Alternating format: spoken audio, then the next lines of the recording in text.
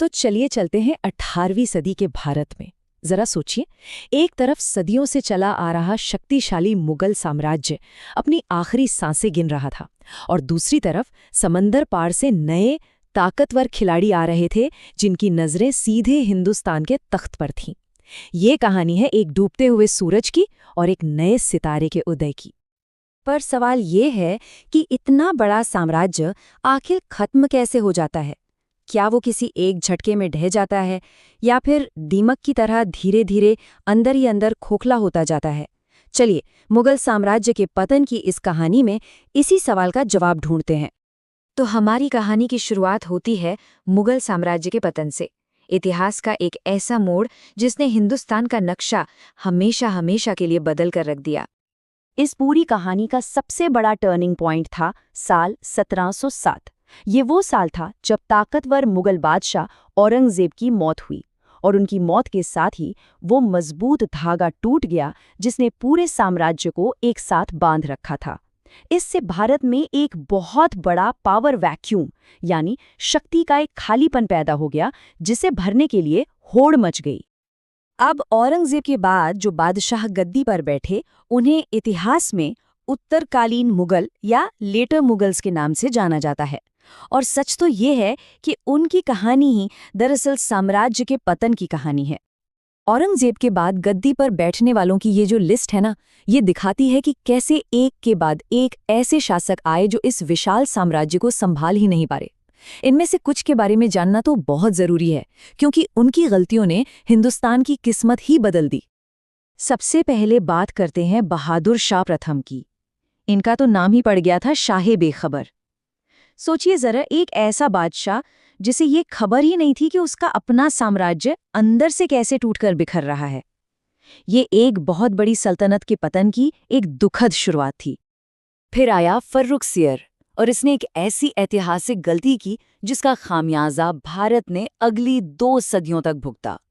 साल 1717 में इसने अंग्रेजी ईस्ट इंडिया कंपनी को बंगाल में बिना कोई टैक्स दिए व्यापार करने की खुली छूट दे दी। ये तो ऐसा था जैसे आपने किसी बाहरी ताकत को अपने ही घर में जड़ें जमाने का न्योता दे दिया हो। साम्राज्य कितना कमजोर हो चुका था, इसका सबसे बड़ा सबूत तो तब मिला जब मोहम्मद शाह रंगीला का राज था। ईरान का शासक नादिर शाह दिल्ली आया और यहाँ से बेशकीमती मयूर सिंहासन और कोहेनूर हीरा लूट कर ले गया। इससे बड़ा सबूत और क्या हो सकता था कि बादशाहत अब बस नाम की रह गई थी। और फिर इस लंबे नाटक का पर्दा गिरता है बहादुर शाह जफर के साथ। वो आखिरी मुगल बादशाह थे जिन्हें 1857 के गदर के बाद अंग्रेजों ने एक कैदी बनाकर रंगून भेज दिया, और इसी के साथ सदियों पुराने एक गौरवशाली साम्राज्य का एक बहुत ही दुखद अंत हुआ। तो एक तरफ जहां मुगलों का सूरज डूब रहा था, वहीं दूसरी तरफ भारत के आसमान पर यूरोप से आए नए सितारे चमकने की कोशिश कर रहे थे। मुगलों की ये कमजोरी उनके लिए एक सुनहरा मौका बनकर आई थी। कौन थे ये लोग? देखिए, पुर्तगाली, डच, अंग्रेज और फ्रांसीसी, ये 4 बड़ी यूरोपीय ताकतें भारत पहुंचीं। आए तो ये सब के सब व्यापारी बनकर थे, लेकिन आखिर में 2 ऐसी ताकतें थीं जो भारत पर हुकूमत करने के लिए एक दूसरे के खून की प्यासी हो गईं। ये टाइमलाइन दिखाती है कि ये लोग किस क्रम में आए। सबसे पहले पुर्तगाली, फिर डच, उनके पीछे पीछे अंग्रेज और आखिर में फ्रांसीसी। लेकिन हिंदुस्तान की किस्मत का फैसला आखिरी 2 खिलाड़ियों के बीच होने वाली जंग से होना था, अंग्रेज और फ्रांसीसी। और बस यहीं से शुरू होता है असली खेल, वर्चस्व की वो निर्णायक लड़ाई जिसने हमेशा के लिए तय कर दिया कि भारत पर कौन राज करेगा। तो अब मैदान में सिर्फ 2 टीमें बची थीं।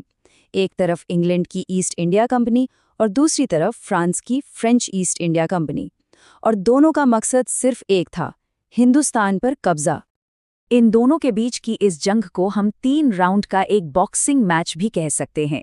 इन्हें इतिहास में कर्नाटक युद्ध के नाम से जाना जाता है। पहला राउंड, दूसरा राउंड और फिर आया तीसरा और आखिरी राउंड, जहां सब कुछ दांव पर लगा था। और वो फाइनल नॉकआउट पंच पड़ा 1760 में वॉन्डी वॉश की लड़ाई में। अंग्रेजों ने फ्रांसीसियों को ऐसी करारी शिकस्त दी कि भारत में उनके सारे सपने हमेशा के लिए चकनाचूर हो गए। फ्रांसीसी खेल से बाहर हो चुके थे। अब मैदान में सिर्फ एक ही खिलाड़ी बचा था, अंग्रेज। इस जीत का नतीजा क्या हुआ? भारत में एक नई और पहले से कहीं ज्यादा ताकतवर शक्ति का उदय हुआ।